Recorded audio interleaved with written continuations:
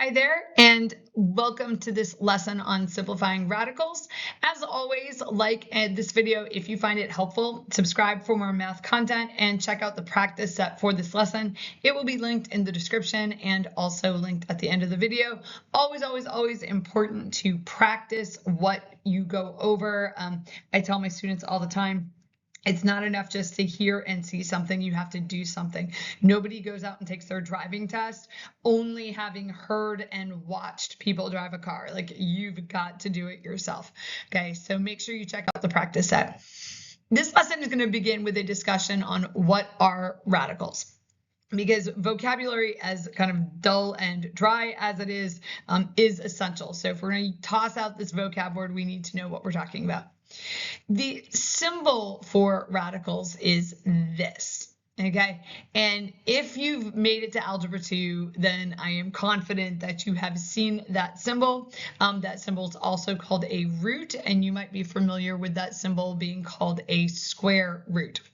Now I'm going to make one modification to that symbol, and that is right here in the hook of the root symbol or radical symbol. I'm going to put the letter n, that's a variable, and that's going to represent a number, okay? And so we have that little piece to it. Now the function of a radical is to undo an exponent. So if you've got an exponent on some kind of number or expression, say an exponent of 2, so you're squaring something, or an exponent of 3, so you're cubing something.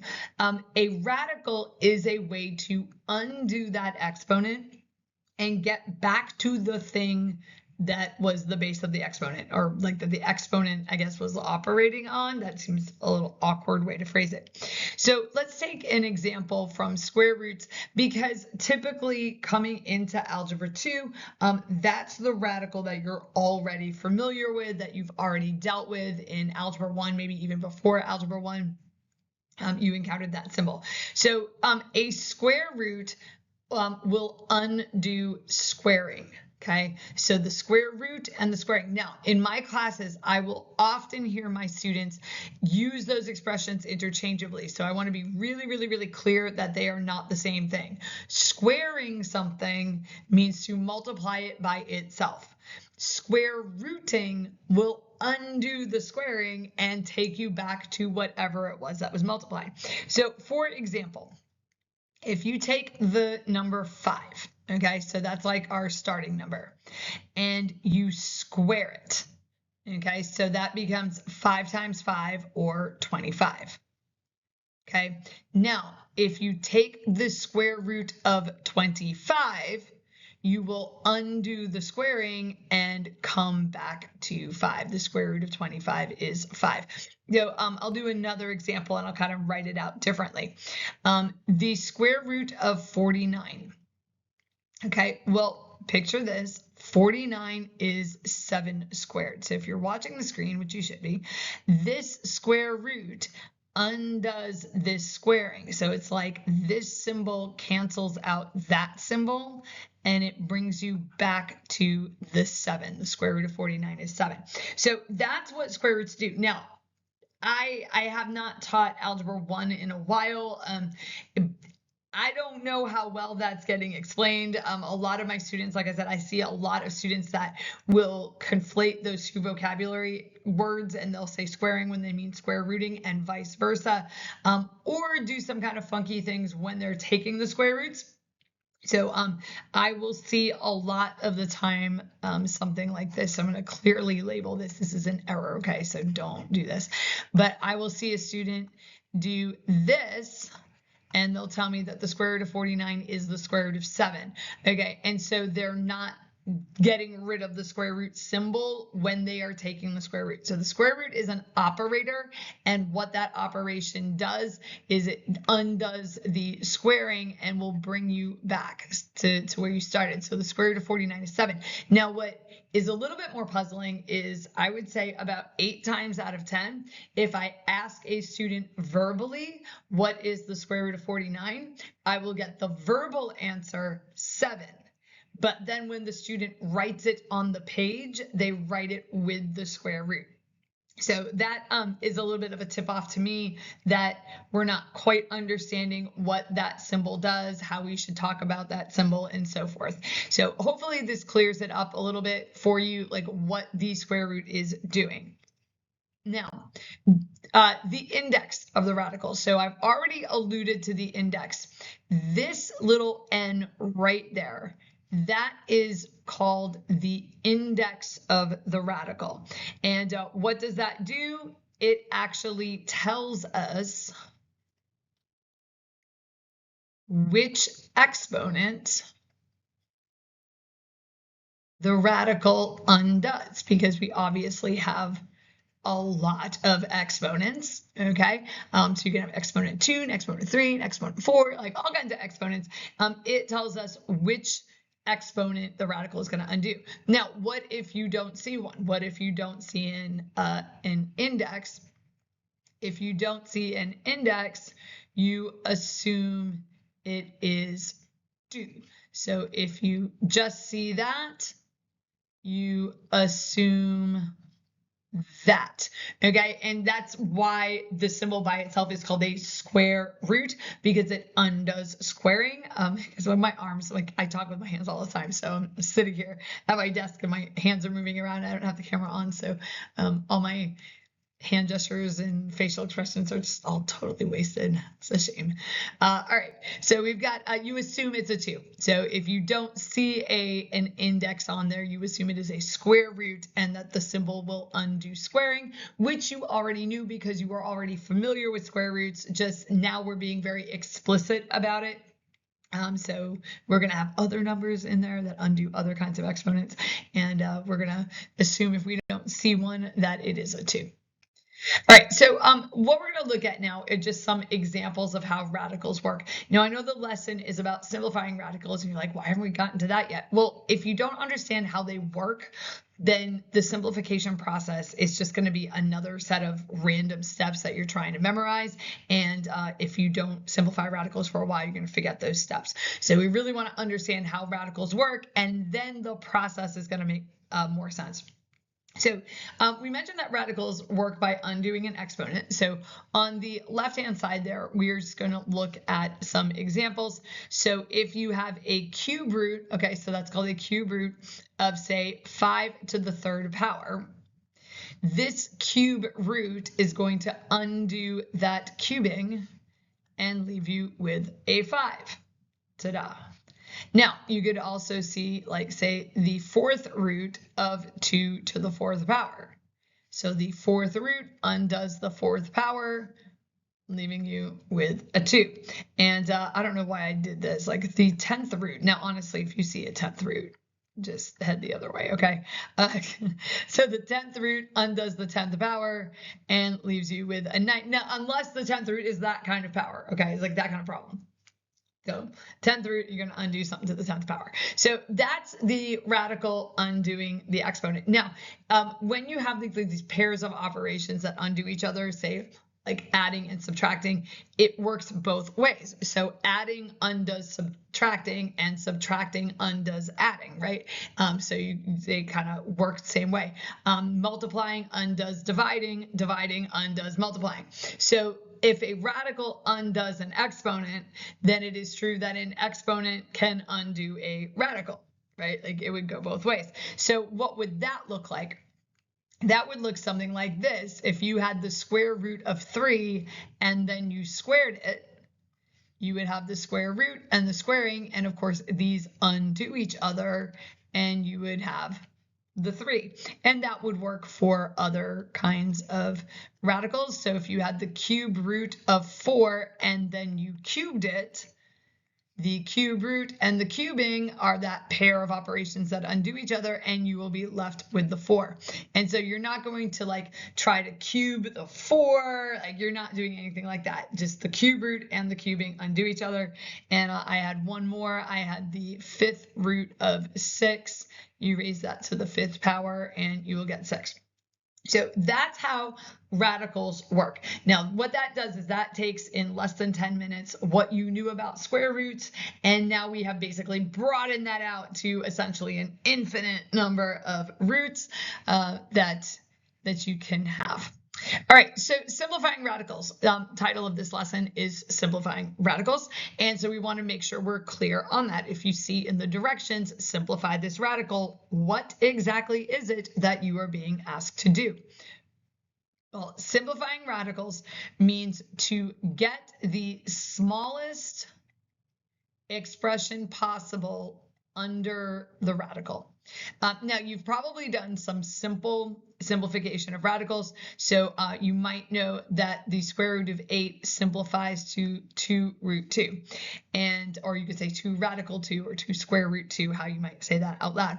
And the reason that simplified is because 2 is smaller than 8. And to completely simplify a radical, you're going to get the smallest possible thing under the radical, which means you're going to try to take out or basically operate out anything else. So what strategy can we use to do this?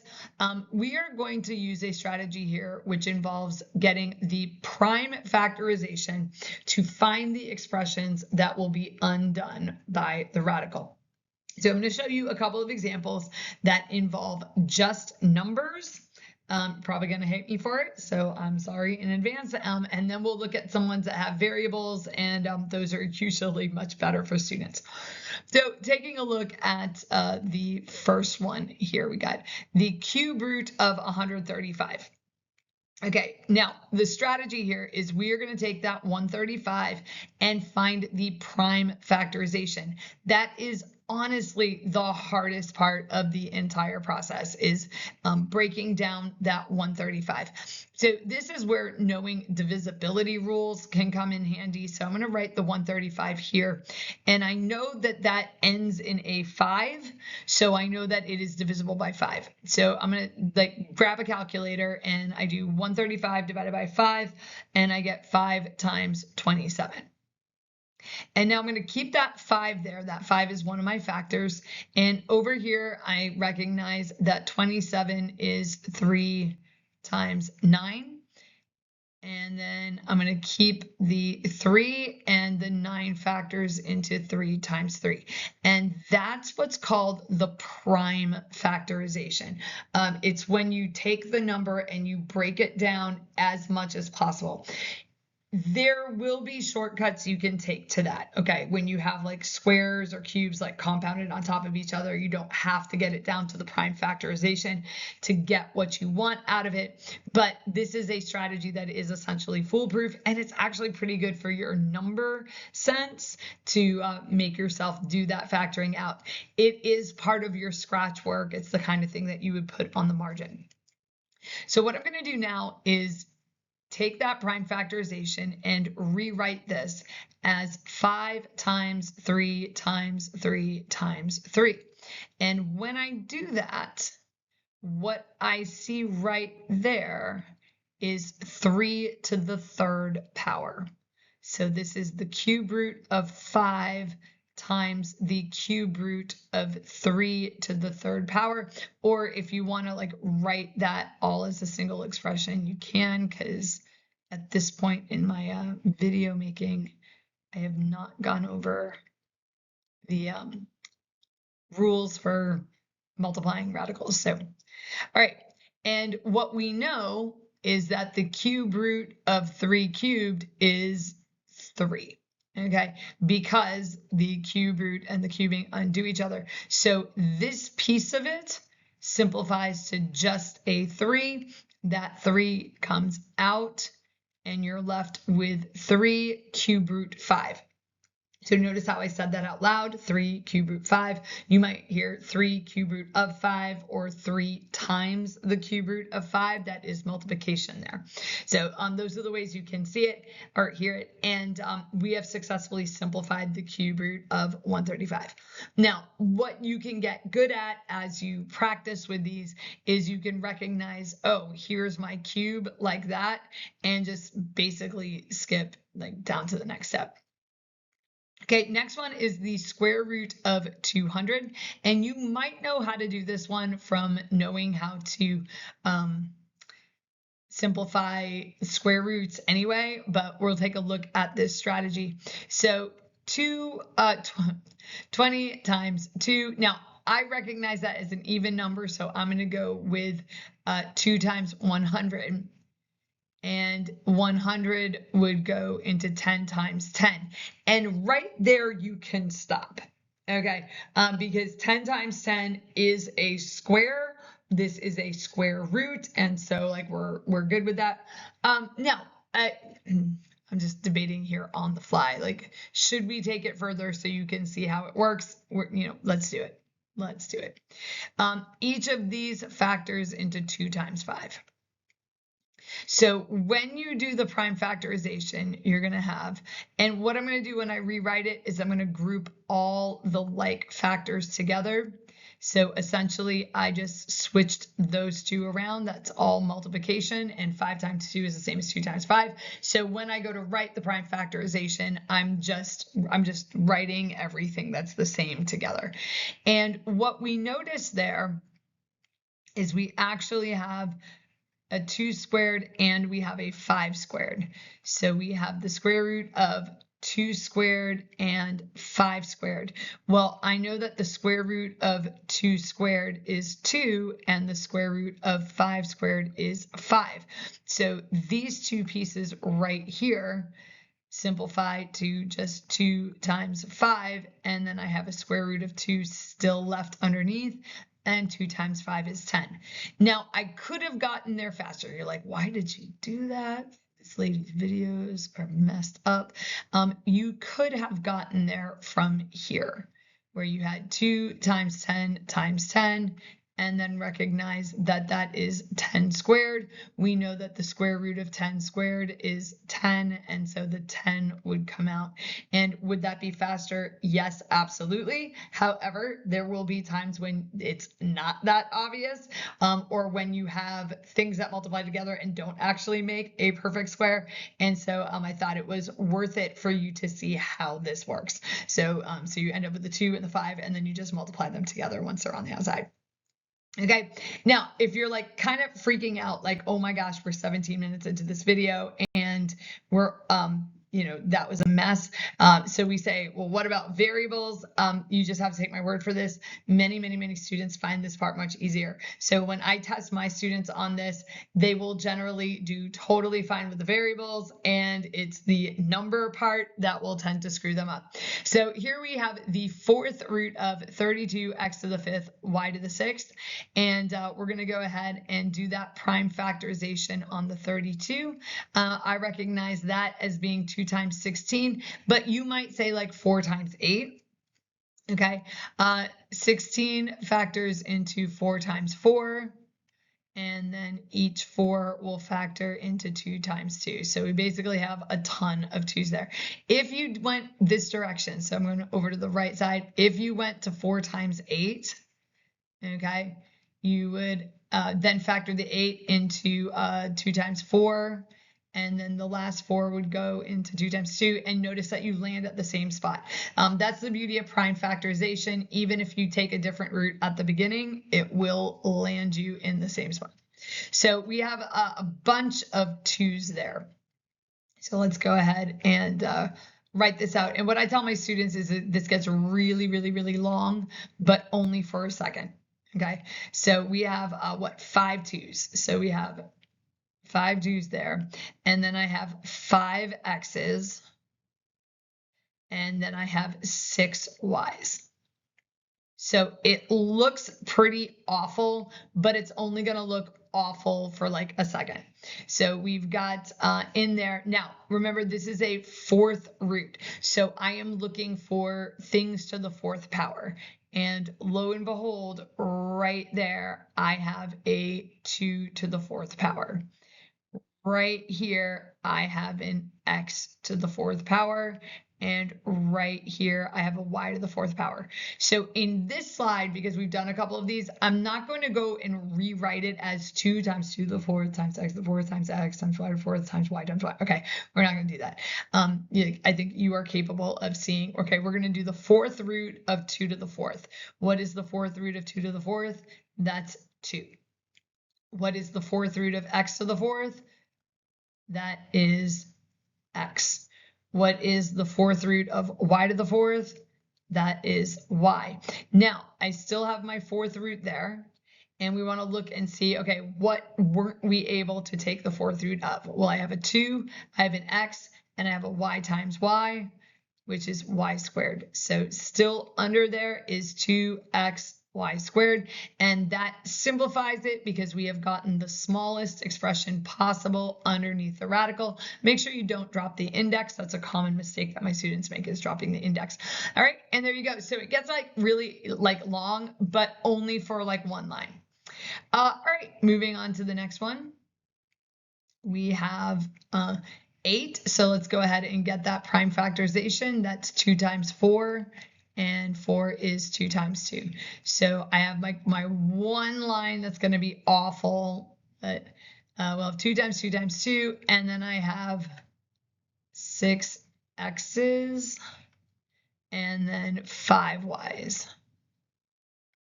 And this is a cube root. So we are going to be looking for groups of 3. So we're going to be looking for things cubed. Oh, look, there's one. And here's another one. And here's another group of x's. Oh, wow. And here's a group of y's. And then I'm left with a couple y's that are not in a group. So we're going to take the cube root of 2, the cube root of x, the cube root of another x, and then the cube root of y cubed. Sorry, I don't think I said the cubes there. Cube root of 2 cubed, cube root of x cubed, cube root of another x cubed, the cube root of a y cubed. And then we'll be left with y times y, which is y squared. So the cube root of all of those things is 2x, then another x, then the y. And underneath, we still had a y squared, and the x times x is x squared. So you could think of that as, okay, we've got 2 groups of x there. And we have simplified it. So again, the variable part of it is actually not that bad. It is important to keep straight like what the radicals do. Okay, and that's pretty much simplifying radicals. Now you're like, wait a minute, I can see we're 22 minutes into this video, and the video is a lot longer than 22 minutes. I don't at this point know how long it's going to be, but you know, so what's coming next? We have a few things that we need to be mindful of. The first one is pretty straightforward. We can take odd roots of negatives, but this often will throw my students for a bit of a loop, because when they go to do the prime factorization of this, they might do something like this: -1 times 2 times 2 times 2, okay, something like that. Okay, but what we're actually going to do there is think of -8 as being -2 times -2 times -2, because the 8 will factor into 2 times 2 times 2, and then if you put that negative in 3 times, a negative times a negative is positive, times another negative is a negative. And so you actually can land right here, where you got the cube root of -2 cubed, which would be -2. And that is something you cannot do with even roots. So with square roots and fourth roots, you can't, because like the negative would like operate itself away. And you end up with i's in the answer somewhere. What's tricky about this is like recognizing that you're dealing with something that could behave this way, and going with -2 times -2 times -2 instead of with -2 times 2 times 2. Okay, so it takes us a little bit of being alert, like, oh yes, I see that. I see what's happening there. Now, this other one is also really, really slick. Sometimes we need absolute values in the answer. So consider the problem, the square root of 36. Like we would say that's 6, not -6. Okay. So when we take the square root, we assume what's called the positive answer, even though it's possible that -6 squared. So here's the issue that we're dealing with. 6 squared is 36, but it is also true that -6 squared is 36. So if you are taking the square root of 36, how do you know that you're not undoing the squaring on the second one instead of the first one? Right? How do you know it wasn't -6 times -6 and the square root? Yeah. Okay. So you see where the now we assume in math that it will always be the positive of the two answers. And so we never would say that the square root of 36 was -6. It's always 6. Now, in this problem, though, so if you have an unknown, you have a variable, we need to ensure that we are getting the positive answer, not a potential negative. Okay, so here's where this is problematic. In this problem right here, if x is -6, then the square root of x squared is not actually x, because it would be saying like the square root of 36 is -6. We would want to make sure it was a +6. Thus, we would do this. We would say the square root of x squared is equal to the absolute value of x. That way, we're kind of covering ourselves in case the value of x might be negative, because x is a variable and we don't know that it is positive. Okay, so yeah, I'm sure you're loving that. Okay, so we're going to revisit example 3. So in example 3, we had the 4th root of 32x to the 5th y to the 6th, and we simplified that to 2xy times the 4th root of 2xy squared. We don't need to worry about the 2 because we know that it is positive.